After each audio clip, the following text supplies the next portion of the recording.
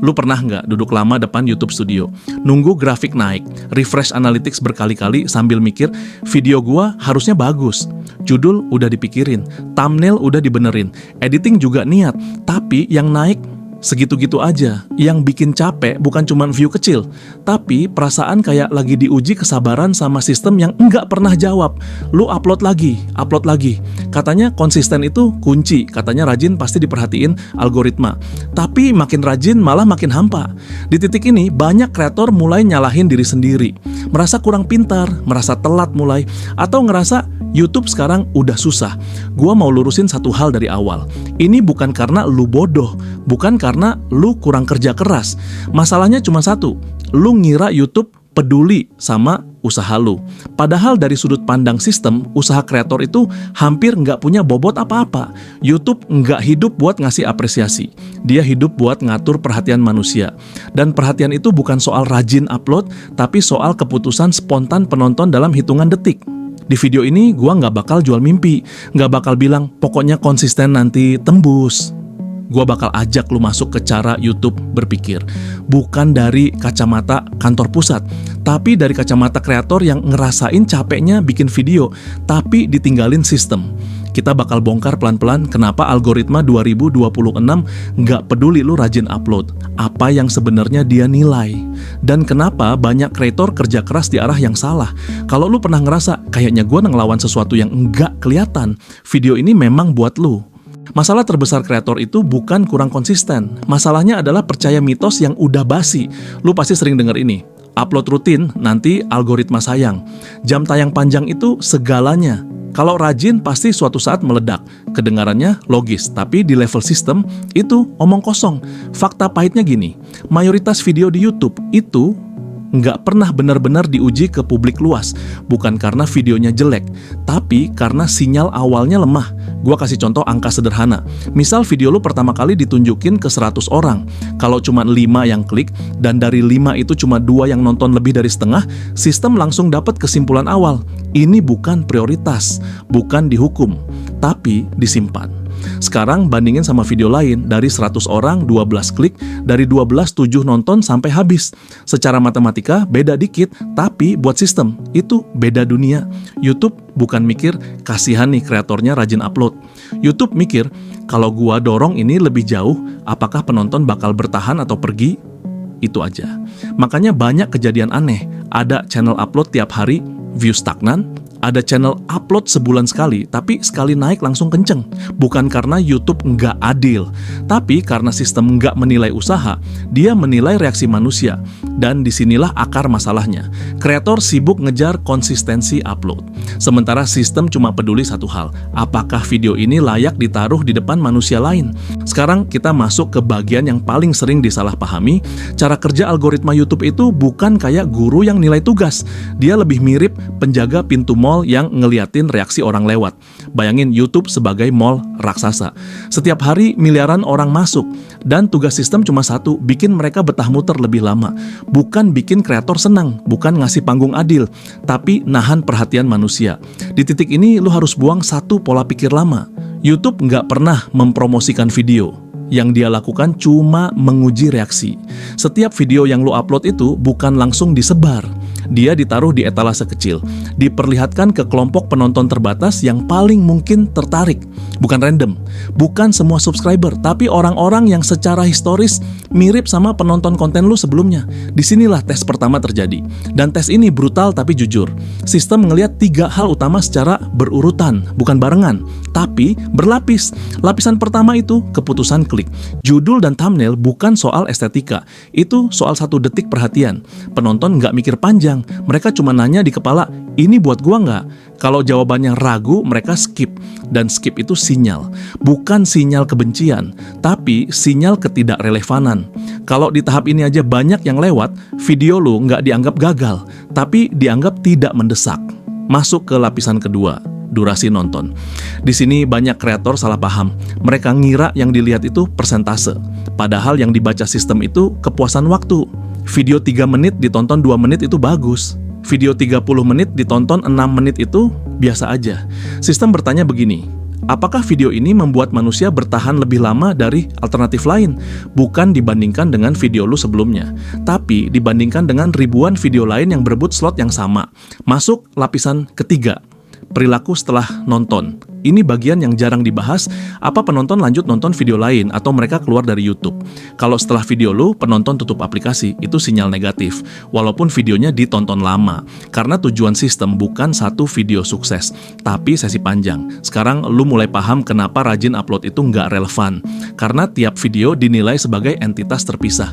YouTube nggak bilang, oh ini channel rajin, kita toleransi sinyal jeleknya. Nggak ada memori empati. Yang ada cuma data perilaku. Makanya lu bisa lihat fenomena ini. Satu video jelek nggak bunuh channel, tapi 10 video dengan sinyal lemah bikin channel sulit naik. Bukan karena shadow ban, tapi karena sistem belajar. Konten dari sini jarang bikin sesi panjang. Sekarang kita bongkar satu ilusi besar. Banyak kreator mikir algoritma itu seperti makhluk misterius, padahal dia cuma spreadsheet raksasa. Dia nggak ngerti niat lu, nggak peduli proses kreatif lu. Dia cuma ngerti angka yang mewakili reaksi manusia. Lu capek edit 12 jam, sistem nggak tahu. Lu rekam pakai HP seadanya, sistem nggak peduli. Yang dibaca cuman ini, manusia bertahan atau tidak. Sekarang pertanyaannya, kalau sistem sekejam ini, apa kreator kecil nggak punya peluang? Justru di sini peluangnya. Karena sistem ini netral. Dia nggak peduli lu siapa, dia cuman peduli reaksi penonton pertama. Makanya banyak video dari channel kecil bisa meledak, karena sinyal awalnya kuat. Bukan karena hoki, tapi karena tepat sasaran. Sekarang gua kasih analogi yang lebih dekat. Anggap video lu itu warung. Judul dan thumbnail itu papan nama. Kalau papan nama lu bikin orang nengok, mereka masuk. Isi video itu rasa makanan. Kalau enak, mereka makan sampai habis. Dan pengalaman keseluruhan itu bikin mereka mutusin, habis ini gua mau mampir ke warung mana lagi. Kalau habis makan di tempat lu, mereka langsung pulang. Mall rugi. Sekarang masuk ke bagian yang bikin banyak kreator kelelahan. Mereka ngejar semua metrik sekaligus. Judul dibikin bombastis, isi panjang, CTA bertebaran, ending dipaksa, padahal sistem itu linear. Gagal di awal, lu nggak sampai diuji di tengah. CTR tinggi tapi drop cepat, berarti janji di depan nggak ditepati. Retensi bagus tapi CTR kecil, berarti rasa enak tapi warung sepi. Lu nggak bisa benerin semuanya sekaligus.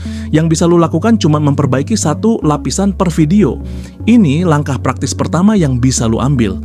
Sebelum rekam, jangan tanya, video ini bagus nggak? Tanya ini. Siapa satu tipe penonton yang langsung ngerasa ini buat dia? Bukan semua orang, bukan niche luas, satu tipe manusia. Karena algoritma nggak nyari video paling bagus. Dia nyari video paling tepat untuk satu kelompok, lalu diperluas pelan-pelan. Setiap video itu eksperimen, bukan karya final. Kalau lu mikir setiap upload harus meledak, lu bakal cepat habis. Tapi kalau lu mikir setiap upload itu ngasih data ke sistem, lu mulai main di level yang benar. Sekarang kita bahas bagian yang paling bikin frustasi. Video yang menurut lu bagus, mati. Video yang menurut lu biasa aja, malah meledak. Dan di titik ini banyak kreator salah baca. Mereka mikir kualitas itu absolut. Padahal di YouTube, kualitas itu kontekstual. Video lu bisa sangat bernilai, tapi salah momen, salah framing, salah pintu masuk. Algoritma nggak pernah nanya, video ini objektif bagus atau enggak. Yang dia tanya cuma satu, apakah video ini relevan sekarang buat penonton ini? Makanya sering kejadian anomali. Satu video naik pelan, lalu mati. 3 bulan kemudian, video yang sama tiba-tiba hidup. Bukan karena sistem berubah pikiran, tapi karena perilaku penonton berubah. Sekarang gua bongkar kontradiksi yang bikin banyak kreator salah langkah. CTR tinggi, tapi video nggak didorong. Retensi bagus, tapi rekomendasi mandek. Ini bukan bug, ini tanda. CTR tinggi, tapi mati artinya janji depan menarik, tapi pengalaman di dalam nggak konsisten. Dengan ekspektasi penonton luas. Sistem mungkin ngasih kesempatan kedua, tapi kalau di kelompok yang lebih besar, sinyalnya turun, distribusi dihentikan. Sebaliknya ada video CTR biasa aja, tapi retensinya stabil dan perilaku lanjutannya kuat. Penonton selesai nonton, lanjut ke video lain. Sesi panjang.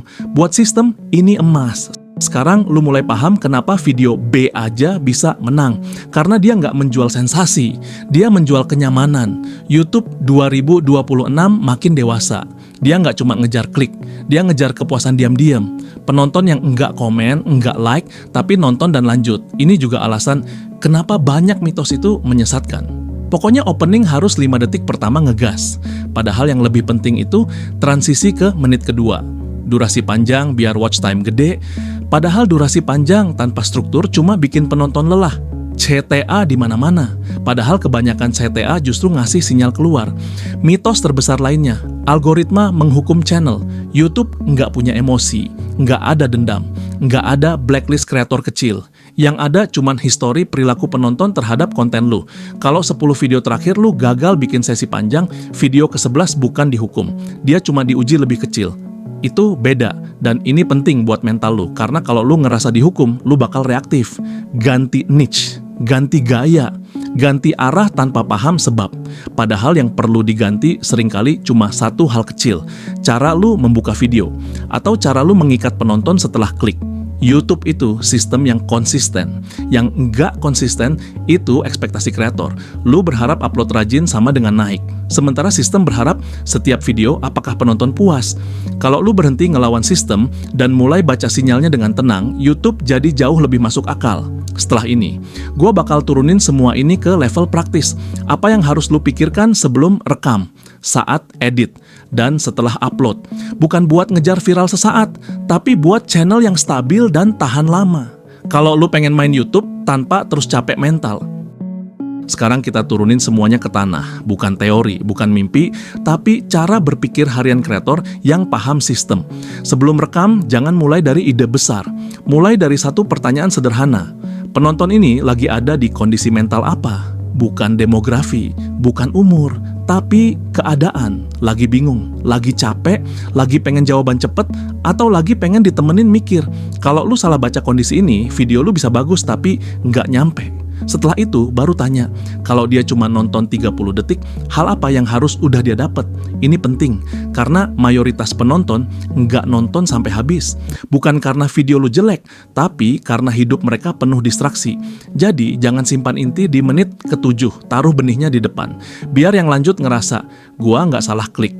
Saat edit, berhenti mikir soal durasi ideal, mulai mikir soal ritme keputusan. Setiap potongan itu momen penonton bertanya, gua lanjut atau pindah. Kalau lu masukin bagian yang cuman buat pamer pinter, itu momen keluar. Kalau lu muter-muter sebelum nyampe poin, itu momen keluar. Edit bukan soal rapi, tapi soal menghormati waktu penonton. Setelah upload, ini bagian paling susah secara mental. Jangan langsung ngejudge diri lu dari 2 jam pertama. Analytics awal itu bukan vonis, itu umpan balik kecil. Lihat satu hal dulu, apakah orang yang klik bertahan? Kalau CTR kecil tapi retensi bagus, berarti masalah di pintu masuk. Kalau CTR gede tapi drop cepet, berarti janji lu kebesaran.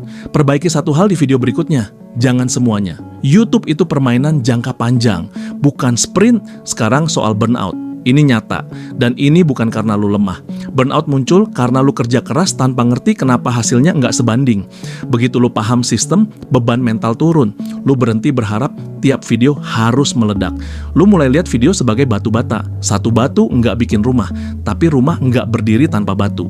Soal overthinking analytics. Ingat ini, analytics itu cermin, bukan hakim. Dia nunjukin reaksi, bukan nilai diri lu. Dan terakhir, soal rasa ingin menyerah. Biasanya muncul bukan karena capek bikin video, tapi karena merasa jalan lu buntu. Padahal seringkali lu cuma salah arah dikit.